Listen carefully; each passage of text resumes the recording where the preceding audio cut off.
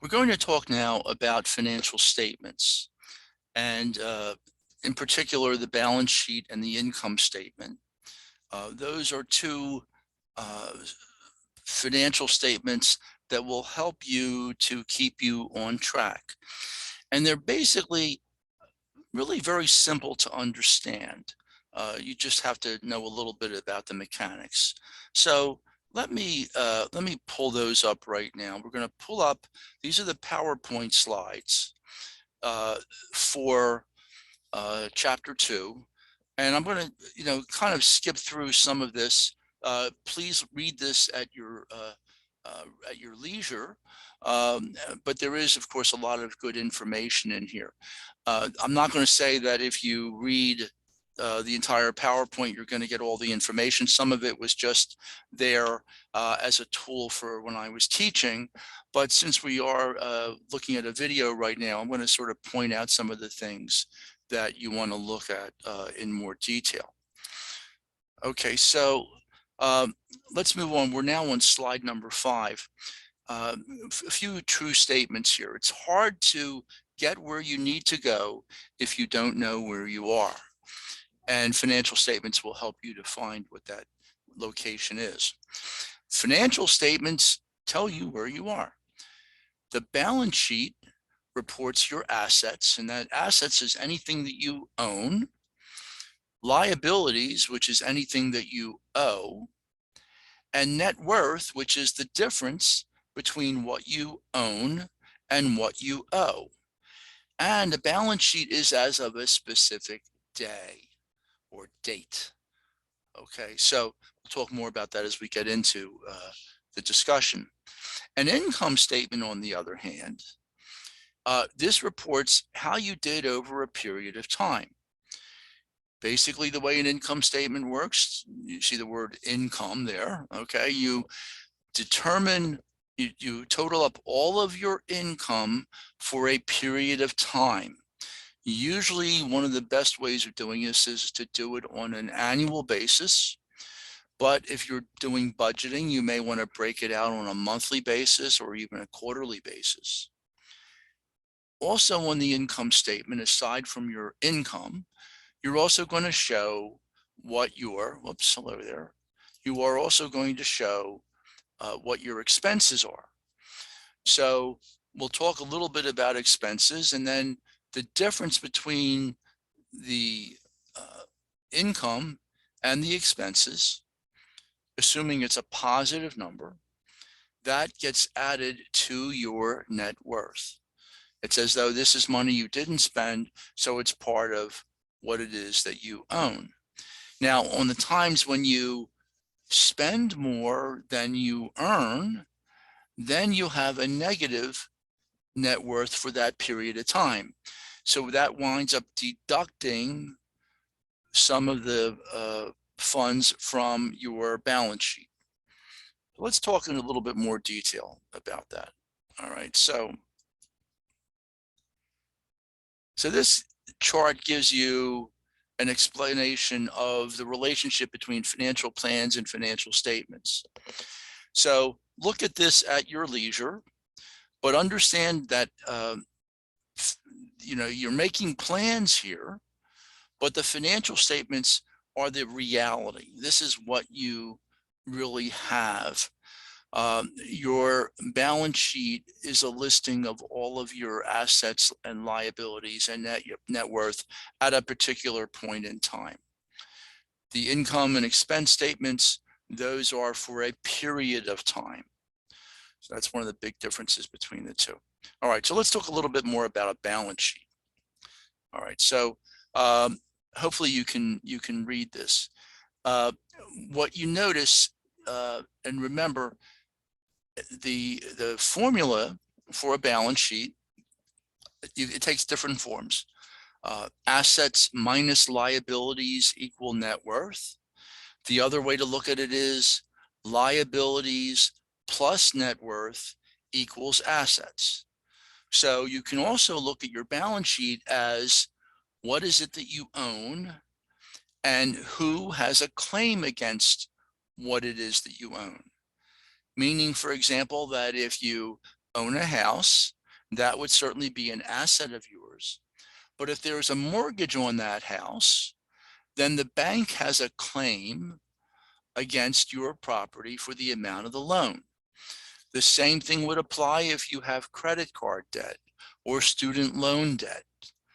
These type of debts are what they're also known as liabilities, and they on your balance sheet, they are separate from the assets.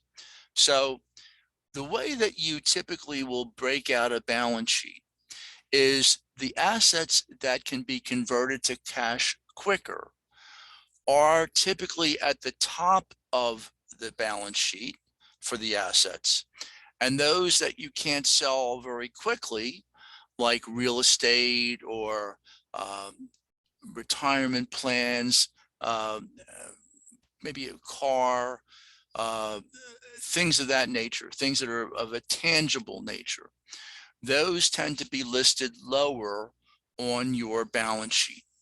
So the balance sheet, the two ways of basically breaking down a balance sheet is you have on the asset side, you have current assets, those that can be converted to cash within a year. And then you have all the other assets, the remaining assets, or the more like fixed assets, those that would take longer to sell. You want to do this kind of an analysis because if you start to get into financial difficulty, where are you going to get the money to pay for things? Okay. If you have an emergency that you were not expecting, like my wife and I, we just had our hot water tank go bad. So that's going to be an expense that we're going to have to find the money for, and we'll just have to look at our assets and make a determination. If worst comes to worst, then we might borrow for that period of time. But that your situation is going to be different than our situation. But I'm just showing this, demonstrating this as a means of explaining it. So again, when you're listing your assets, and in this particular case, on the left side of the balance sheet, the left side of this form that you see, that's where the assets are listed. Those that are the most liquid, that is the most easily to convert to cash, those are higher up on the balance sheet. Those that are harder to sell are on the lower part.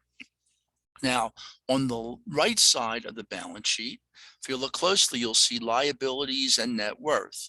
So, and it's the same way that the assets are listed. Any bills that are due short term within the next year, it could be credit card debt, it could be your payments that you have to make toward your mortgage or toward your rent. You put them also on your balance sheet as a liability because these are things that you owe. All right. If you have any short-term bills also that have to be paid, say, for example, you have a utility bill or insurance premiums or taxes, things of that nature. These are things that are in your current liabilities because they have to be paid soon. Those type of bills like utilities or rent or mortgage payments, those are due every month. So those you may want to put in the category of short-term liabilities. Those that are long-term might be, say, your mortgage balance, an auto loan, something like that. So that's where the liabilities come into play. Finally, then you'll notice in the lower right-hand corner, the difference between, you'll see the total liabilities, you'll see the net worth. The net worth is the difference between your total assets and your total liabilities. So when you're first starting out, it might be difficult to have a positive net worth or any type of substantial net worth. But nevertheless, the idea is that over time, that net worth of yours is going to be growing. And that's certainly what you want to see. So the next slide just kind of gives you some of the major headings that when you're putting your balance sheet together, what it is that you're going to be, how you're going to be putting those together. By the way, it's important with any type of financial statement to be consistent. So the best way to analyze your financial statements is to do it when you have the same period of time or the same date from one period to the next. It helps you to be more objective in trying to figure out what is going on with you financially. So again, look at these at your leisure. These are the major headings for the balance sheet. Now, the under net worth, how are you calculating that? Well, the assets that are going to be part of that net worth, you want to use the fair market value of what you own. So if you sold, say, your house right now, or you sold your car, that is the value that you would put down on the balance sheet under assets for those assets. Liability, as we mentioned, any current assets, or current liabilities rather, anything that you owe within a year, and especially those that are really short term, like rent and mortgage payments or utilities, those are going to be due in the next month or so. So long term would typically go beyond, say, a year. Current, I would say maybe add up, if it's rent, add up 12 months worth of rent. That'll give you at least an idea of what your liabilities are for the upcoming year. So again, assets minus liabilities equal net worth. So as I said, with the fair market value, it's what you can sell an asset for. That's the net realizable value. In other words, what it is that you will realize from the sale of that asset, what you will actually get. You can also, if you're not sure, if you wanted to replace that particular asset, find out what the replacement cost is, and you can use that number as well.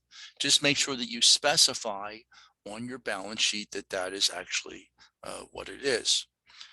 Okay, so you want to be solvent. So you are solvent when your net worth is positive. You are insolvent when your net worth is negative. Okay, so this is kind of gives you a breakout of people's net worth as they grow, and this goes back to 2017. So typically, you'll notice that the older people get, the greater their net worth is. This is median net worth, so that means that this is where most people fall as far as their net worth are concerned. So now let's talk about the income statement. This is what you earn and where it goes. So these are prepared on what is known as a cash basis. So when you buy something, you can buy it either with a credit card or or a credit card, or pay cash for it, or maybe use one of the bill paying apps that you have, whether it's Zelle or something like that. But those are not, in other words, you're not buying something with credit. You're considering as though you are buying these things on a cash basis. So you are only putting down transactions that actually involve actual cash receipts and actual cash outlays. So for example, if you buy something with a credit card, okay, that is still a liability. That is not, it's not necessarily a regular asset. It's something that you have not paid out. Now, again, I'm talking about the income statement now. That is an account payable for you, but it's not an actual expense yet because you haven't actually paid that bill. So a couple of definitions for you. What is a cash surplus? Again, this is what you're hoping for continually. It's an excess amount of income over expenses that results in an increase of net worth. Remember that if your income exceeds your expenses, that net worth that you have at the end there, that goes toward adding to your balance sheet, and therefore raising the value of your financial condition of your assets. So a cash surplus is when your income exceeds your expenses. Now, what do we mean by income? Well, income would include wages, salary, bonuses, commissions, interest and dividends, or the proceed from the sale of assets. Now, let's be a little specific here. When I'm doing a balance sheet for myself, I like to look at what are the sources of the regular income that I am producing. So that would be a wage or a salary. Bonuses, the thing you have to remember about bonuses is that it's not regular income. It's money that if you work for a firm that makes a profit, they will typically give you some additional money because they made a profit. Not all companies do this, and certainly if you're in a public sector, like if you work for a nonprofit organization, they don't necessarily have bonuses. Commissions are if you are a salesperson and you sell something, you make a percentage of what that is. That is a form of your income if you are a salesperson, but they are different than a salary because salaries are regularly paid to you. Commissions are paid only as you make a sale. So there's more of a chance of fluctuation when you have a payment in the form of commissions as opposed to a salary. Interest and dividends, these will be a function of what type of assets that you own of a financial nature. So if you have a CD, or if you have a savings account or money market account, that will earn interest. If you have stock, or if you own mutual funds or exchange traded funds, they will pay you income in the form of dividends. And we'll talk more about investments later on. So they also mention proceeds from the sale of assets. Okay, now let me talk to you a little bit about that. When you sell something, let's say you had a house and you sell it, if you made a profit on that, you're going to pay a tax, possibly, on the gain that you made with that property. If you buy another house and basically roll the one house value into another, then you don't have to pay the tax right away. All right, but let's say you're selling that house outright and you're going to live off of whatever the profit is that you made.